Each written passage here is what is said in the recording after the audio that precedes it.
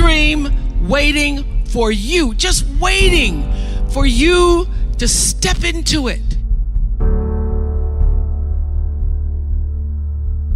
Everything you try to do is already done. So when I figured that out, what I'm putting out is what's coming back. Let me get real clear about what it is I'm putting out. Real clear. So I read a book about 1989 called Seed of the Soul. And in that book, Gary Zukav talked about the laws of karma, of the laws of cause and effect, the third law of motion. And in that book, he talked about how your intention is always one with the law. Meaning, before you even think about a thing, you have an intention for the thing. And that the intention is going to determine the outcome.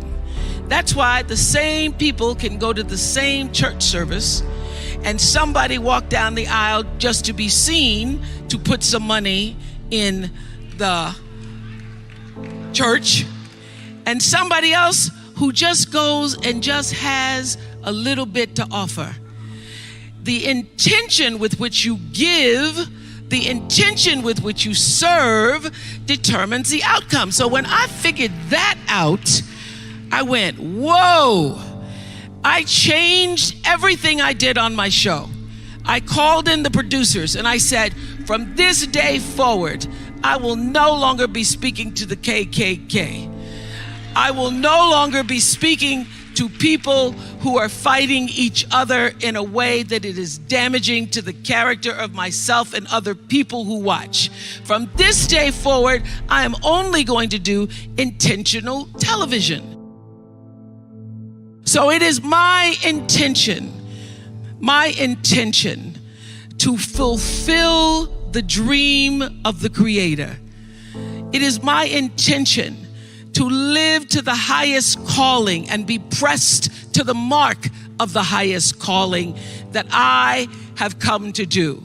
And when you can ask the Creator, ask that which made you you, what is your dream for me? I guarantee you, instead of you trying to define the dream, what is your dream for me? If you're able to lean into the dream that the universe and all the forces of light and love and power and grace by all the names that we call God has for you, nobody can touch you. Every single day, I would have a pre-show meeting and have the producers come in and state to me, what is your intention? How do we want to use whoever is on this show, whatever is happening on this show, to serve the audience in a way that fulfills the mission of uplifting, enlightening, encouraging, as well as entertaining. And if it doesn't do that, then I can't do it. There's a bigger dream waiting for you, just waiting for you to step into it. To step into it. Your life is big. Your life is huge. And we spend so much time wanting to be in somebody else's life. And you don't get honored, you don't get revered, you don't get celebrating wanting what somebody else has, because that which created you, divine intelligence that dreamed you from before your ancestors ever knew they would become your ancestors, that which dreamed the seed of you, wants you to know how special, how wondrous, how mysterious, how complex, how glorious, how phenomenal you are. And you get no credit messing in somebody else's territory or trying to have power over something you have no control. Another one of my favorite teachings is The Wizard of Oz. When the Wicked Witch of the West says, go away from here because you don't have any power here, you have no power in any territory other than your own.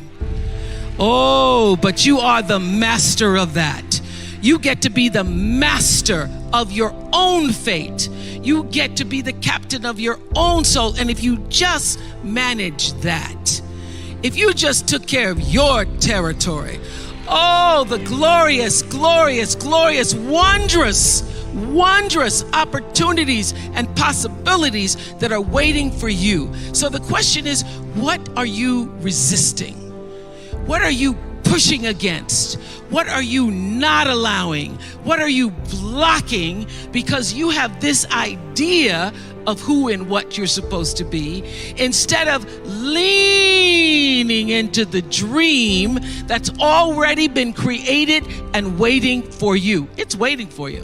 And the second, it's an instant thing. It's a shift in the way you see yourself and the power from which you have come. I went through some tough times after I left the Oprah Show. I made a conscious decision that when I felt I had said all that I could say and the audience had heard it, that I would move on and that I would not spend my life regretting or trying to hold on to what used to be or hold on to what I had. So I dreamed this dream of starting a network. And in the beginning, it was a struggle. It was a struggle because honest to goodness, I did not know what I was doing. I was trying to figure it out. I thought that the Oprah Show audience would follow us to OWN. And then I realized y'all didn't have cable.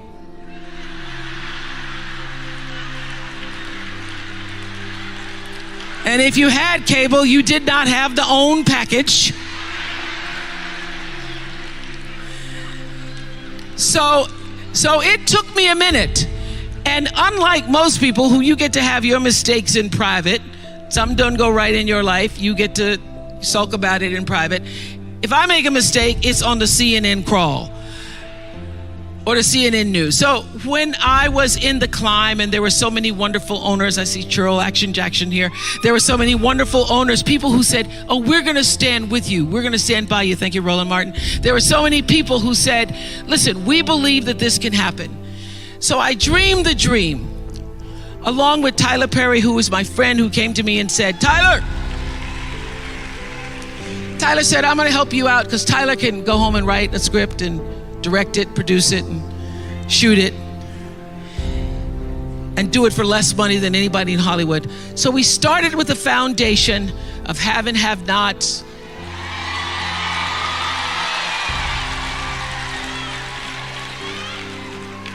If loving you is wrong, love thy neighbor, Mama Hattie.